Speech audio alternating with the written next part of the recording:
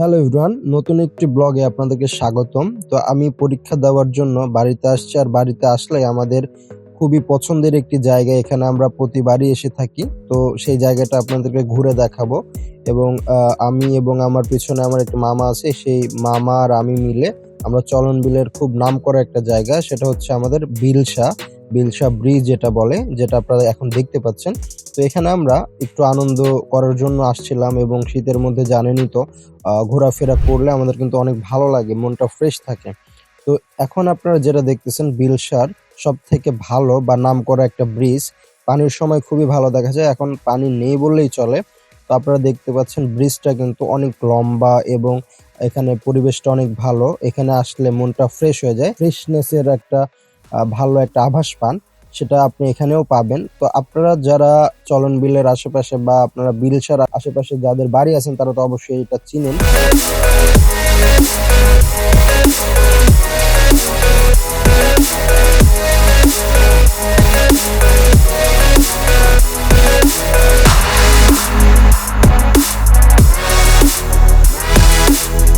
তো আপনারা দেখতে পাচ্ছেন যে আমি এবং আমার মামা এই দুজনই আসছিলাম বেড়াতে। আরো ২-৪ জনের সাথে আমি মেলামেশা করি, তারা আনফরচুনেটলি এখন নাই। তার মধ্যে একজন খুবই আমার প্রিয়, জুবায়ের নাম। তো জুবায়ের মামা, তোমাকে মিস করতেছি।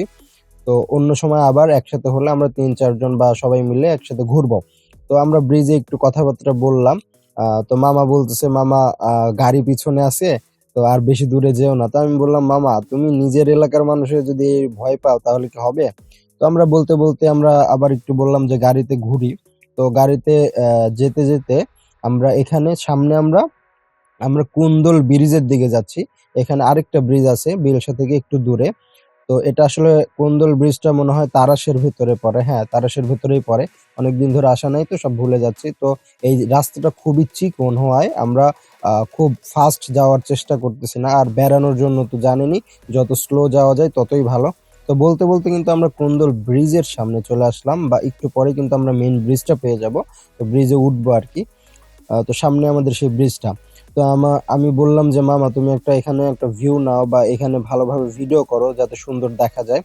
তো আসলে ঘোরাফেরা করতে অনেক সময়েরও প্রয়োজন এবং সবাই বিজি থাকার কারণে কেউ দেখা যাচ্ছে বিয়ে করে চাকরিজীবী হয়ে গেছে, যেমন নাইমের কথাই বলি। মামা চাকরিজীবী হয়ে গেছে এবং আমার আরেক মামা জুবায়েরও বিয়ে করে ফেলছে। আমি যাদের সাথে ছোটবেলা থেকেই নানা বাড়িতে বড় হয়েছি এবং এদের সাথে ঘোরাফেরা বেশিরভাগ করেছি।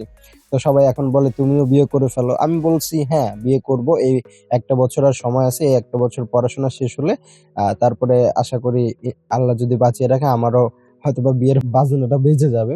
তো সবাই দোয়া করবেন। আপনাদের যাদের বাইক আছে বা বাইক নিয়ে যারা চলাফেরা করেন, খুবই ধীরে চালাবেন। কারণ জীবনের মায়া বেশি। আপনার গাড়ি একটু স্লো চালালে খুব একটা উম আপনার বিপদ হবে না। আর যখনই ফাস্ট চালাবেন দেখা যাচ্ছে একটা অ্যাক্সিডেন্ট মানে অনেক কিছু। আর বাইকের অ্যাক্সিডেন্ট মানে বুঝেনই তো, বাইকে অ্যাক্সিডেন্ট হলেই আপনার হয় পা যাবে, নয় হাত যাবে। মারাত্মক একটা অবস্থা, বা কারোর জীবনও চলে যায়। তো বলতে বলতে আমরা কিন্তু কোন্দলের দিকে এগোচ্ছি এবং কোন্দলের দিকে যাওয়ার পথে ডানে এবং বামে শুধুই আপনার জমি আর জমি, সরিষার ক্ষেত। আসলে সরিষার ফুলগুলো ঝরে গেছে। আমরা অনেক লেট করে ফেলছি। অনেকে সরিষার ভিউ দিয়ে বা সরিষার সময় সরিষার ফুলের সাথে ছবি উঠাতে পারছে। তো সবাইকে ছোট্ট একটা ব্লগে আমি দেখাতে চাইলাম যে বিলশার সুন্দর কিছু জায়গার চিত্র আমি দেখালাম আপনাদেরকে। অবশ্যই বলবেন যে ভিডিওটা কেমন হলো এবং জায়গাটা আসলেই কত সুন্দর। যদি কেউ যেয়ে থাকেন অবশ্যই কমেন্টে জানাবেন। তো আজকের মতো ব্লগটি এই পর্যন্তই। সবাই ভালো থাকবেন। দেখা হবে নতুন কোনো ব্লগে। সেই পর্যন্ত আল্লাহ হাফেজ।